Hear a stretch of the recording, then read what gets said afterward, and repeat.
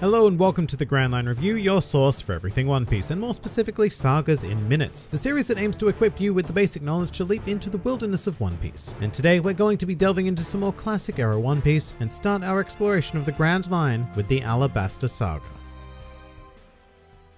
The Alabasta Saga is the second in the series, consisting of 5 individual arcs told over a mighty 117 chapters and a giggity 69 anime episodes. And we begin with the Straw Hats embarking on their adventure into the Grand Line. However, to enter this stretch of water, one must travel over the exceptionally dangerous Reverse Mountain. Although through a good old bout of teamwork, they manage to cross the mountain, enter the Grand Line, and the very first thing they see is a giant whale. The whale's name is Laboon, and Luffy ends up curing him of his depression somewhat, as well as graffitis a poorly drawn straw hat upon him. The crew also discover an old doctor named Crocus, who informs them of exactly how to travel the Grand Line, as well as states that the final island is Raf Tel, an island in which only the crew of the former Pirate King has ever reached, and it is assumed that this is where the One Piece is hidden.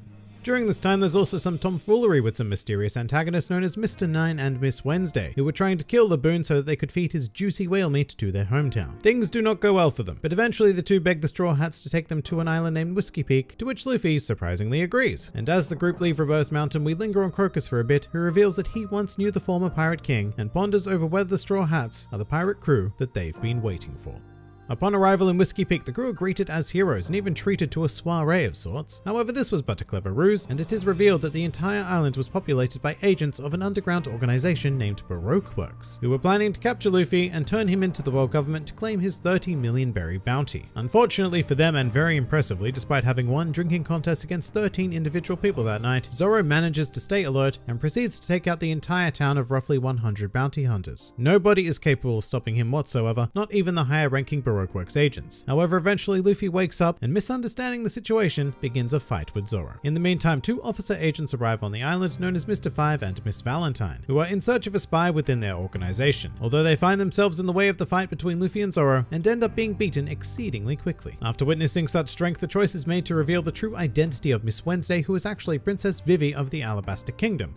What do you know? And it is then explained that the leader of Baroque Works, Sir Crocodile, who is also one of the 7 warlords of the sea, has been working to plunge Alabasta into civil war for his own nefarious purposes, and Vivi infiltrated his organization to find a way to fight him. The Straw Hats agree to help Vivi save her nation. However, just prior to their departure from the islands, they encounter Miss All Sunday, the vice president of Baroque Works, who attempts to help the crew, but Luffy refuses. And so we set sail, with the next stop of the log post being an island known as Little Garden, a piece of land populated by dinosaurs, 2 giants, and wouldn't you know it, several more Baroque Works agents. In regards to the giants though, their names are Dory and Broggy, and they have been locked in a never-ending duel for the past century, long enough that they have both forgotten what they're fighting over. But hey, that is not going to stop 2 citizens of Elbaf doing their thing. The 2 of them are also former infamous pirate captains with a 100 million berry bounty on their heads each, and so the officer agent Mr. 3 comes up with a cunning plan to interrupt the fight and collect the bounty. Unlike prior agents, Mr. 3 and his partner Miss Golden Week present a proper challenge to the Straw Hats, with Mr. 3 managing to imprison Zoro, Nami, and Vivi on a wax wedding cake candelabra thing crafted from his devil fruit abilities, while Miss Golden Week subdued Luffy purely through the power of painting. And so it is left to Usopp and Vivi's pet duck Karoo to save the day as they manage to free everyone and together take down the officer agents. As thanks for their actions, Dory and Broggy help the Straw Hats depart the island by sending them through a giant fishy known as the Island Eater. And it is revealed to us that the reason why they began fighting in the first place was because one day Dory and Broggy could not decide whose fish was bigger, and so they entered a contest of honor to settle the feud, a contest that to this day has still not come to a conclusion.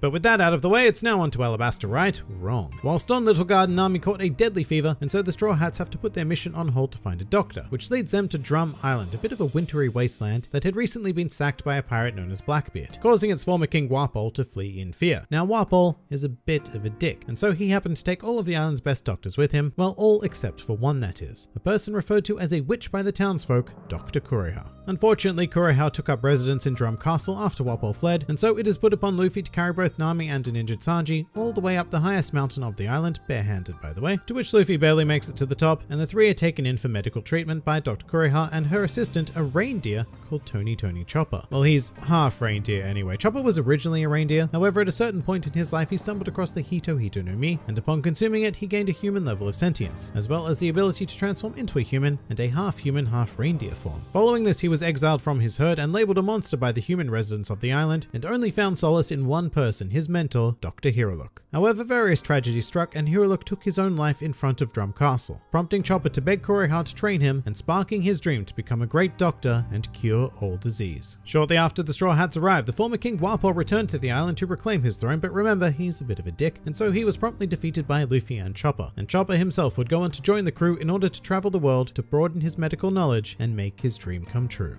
And now we arrive at the main event as the Straw Hats finally enter the desert nation of Alabasta. Just prior to their arrival, they encounter Bon Clay, an agent of Baroque Works, but they don't know that, and he doesn't know that they are prime targets of his organization. As such, they become friends instantly, and he displays his devil fruit power, which allows him to change his body into the form of anybody whom he has touched. One of the forms Bon Clay demonstrates is Vivi's father, Nefertari Cobra, which tips Vivi off to the fact that he is indeed a Baroque Works agent, and after the two groups depart, the Straw Hats come up with the idea to draw an X on their left arms to prove that they are all crewmates, so as to not be fooled by Bon Clay pretending to be any of them in the future. As the Straw Hats land on Alabasta and make their way across the island, they encounter Smoker, the marine captain they met in Logtown, as well as Luffy's brother, Pork Gas T Ace, who saves them from Smoker and gives Luffy a piece of his Vivia card before continuing on his own personal mission to find a pirate by the name of Blackbeard. Deciding to face Crocodile head-on, the crew makes for Rain Base and ends up captured in the basement of a casino named Rain Dinners, along with Smoker, who is pursuing them. Although they do manage to escape thanks to Sanji and his banana wani kicking abilities, and as thanks for saving his life, Smoker decides not to pursue the Straw Hats, who, having failed to defeat Crocodile, now desperately head for the capital city of Alabana to stop the civil war before it begins. Although Crocodile doesn't simply let them escape, and Luffy makes the decision to stay behind and face him alone in order to allow the others to proceed. Up against the wall, Luffy is entirely outclassed due to Crocodile's devil fruit abilities, a Logia-type fruit that allows him to control and become sand. And after being impaled, Luffy is left for dead in the desert, although luckily he is saved by the enigmatic Miss All Sunday.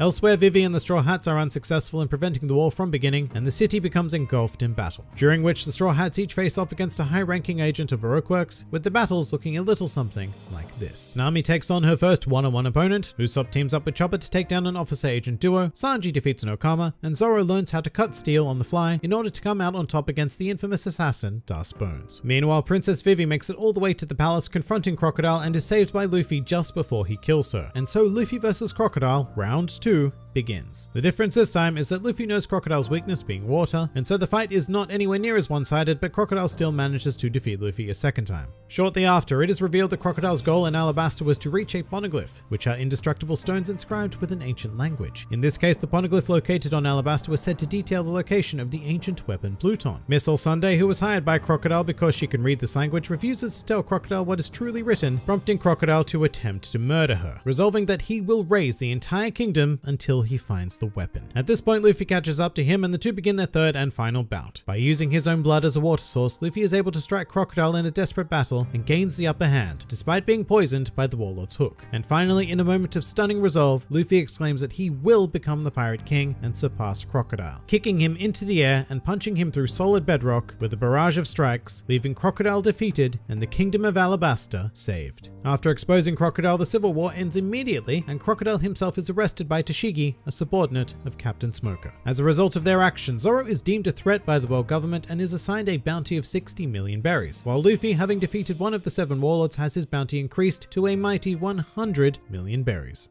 As the Straw Hats prepare to leave the island, they invite Vivi and Karoo to become permanent members of the crew. However, Vivi makes the tough decision to sacrifice her dreams of adventure in favor of doing something that she is even more passionate about, which is leading her kingdom. And during their goodbyes, Vivi asks them one simple question, being that if they ever meet again, would they still consider her their shipmate? To which the Straw Hats simply raise their left arms in solidarity, confirming that Vivi and Karoo will forever be members of the Straw Hat Pirates, and proceed to set sail on their next grand adventure.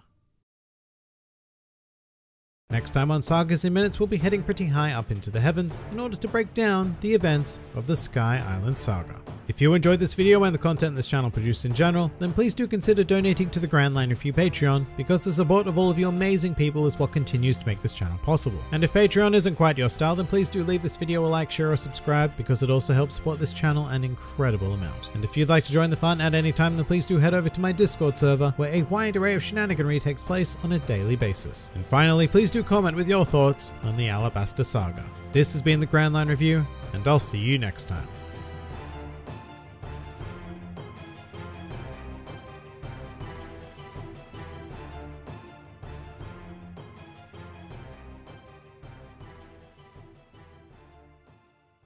Hello,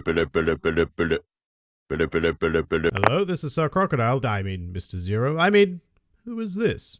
Right. Last name injection, first name Anna. Very well, I'll check. Hey everyone, is there an anal injection in this building? Come on now, who has an anal injection for me? How about you, Mr. One? I feel like you'd know an anal injection more than anybody else here. Wait a minute.